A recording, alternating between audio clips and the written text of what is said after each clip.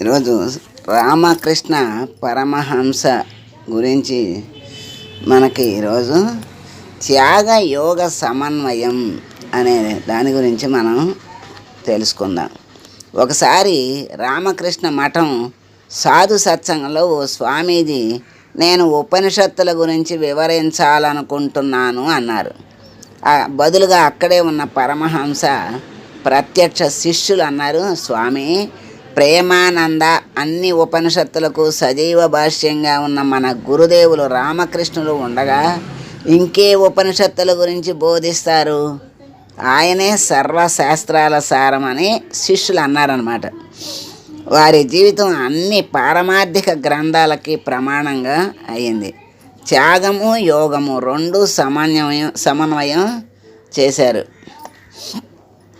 కాదా మరి? రామకృష్ణ పరమహంస ఆధ్యాత్మిక జ్ఞానం సముద్రంతో సమానమైంది. ఆ జ్ఞాన సాగర కెరటంలోని ఒక తుంపర వేలాది మంది జ్ఞానులను సృష్టించగలదు. ఒక తుంపర. ఆ ఆధ్యాత్మిక వేత్త అందించిన విశ్వజనీన భావాలు అమూల్యమైనవి.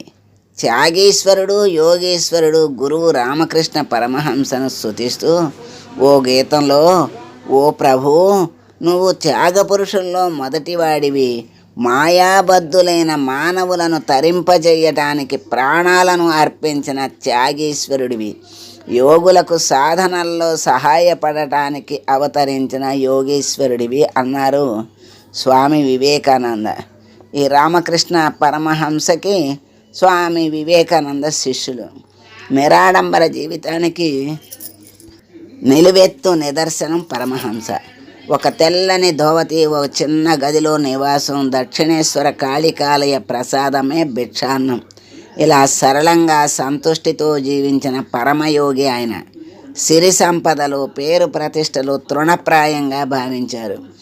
దైవిక భావనలే తప్ప దైహిక భోగాల గురించి ఆలోచించలేదు. కాళికాలయంలో అమ్మవారిపై ఎంత ఆరాధనో అక్కడికి వచ్చే అభాగ్యులపై కూడా అంతే ఆత్మీయత. కదలని విగ్రహాలను భగవంతుడిగా ఆరాధిస్తున్నాం కదా, మరి కదిలే జనులను పూజ్యభావంతో చూడలేమా అని భక్తులకు హితవు పలికేవారు. అలాగే స్త్రీల కష్టాలు, దైన్యస్థితిని చూసి రామకృష్ణ పరమహంస కలత చెందేవారు. గౌరీమా అనే భక్తురాలిని కోల్కత్తాలోనే ఉండి స్త్రీ జనోద్ధరణ కోసం పనిచేయమన్నారు. ఆ బాధ్యతను పూర్తి చేసేలా చూసే గురుతర బాధ్యత తన ధర్మపత్ని శారదాదేవికి అప్పగించారు. గృహస్థులకు గురుదేవులే. ఒక చేత్తో భగవంతుడి పాదాలను గట్టిగా పట్టుకుని రెండో చేత్తో లౌకిక వ్యవహారాలు చక్కబెట్టుకోవాలంటూ గృహస్థ శిష్యులకు చెప్పేవారు ఆయన. అందరూ సన్యాసం స్వీకరించాలని ఎప్పుడూ ఎవరికీ చెప్పలేదు ఆయన. కుటుంబ బాధ్యతల్ని తప్పించుకుని సన్యాసం కావాలంటూ వచ్చిన ఎందరినో ఆయన వారించారు. తల్లిదండ్రులను, భార్యాపిల్లలను చూసుకోమని తరిమేశారు కూడా.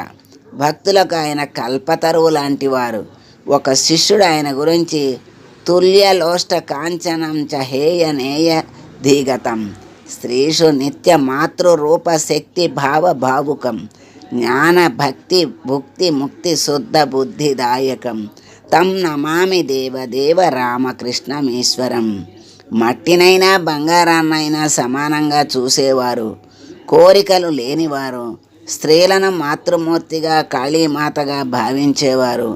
భక్తులకు జ్ఞానం, భక్తి, ముక్తి, నిర్మలమైన బుద్ధిని ప్రసాదించేవారు అయినటువంటి ఈశ్వర సమానుడు రామకృష్ణ పరమహంసకు నమస్సులు అర్పిస్తున్నామంటూ కీర్తించారు. శుభం. సర్వే జనా సుఖినో భవంతు.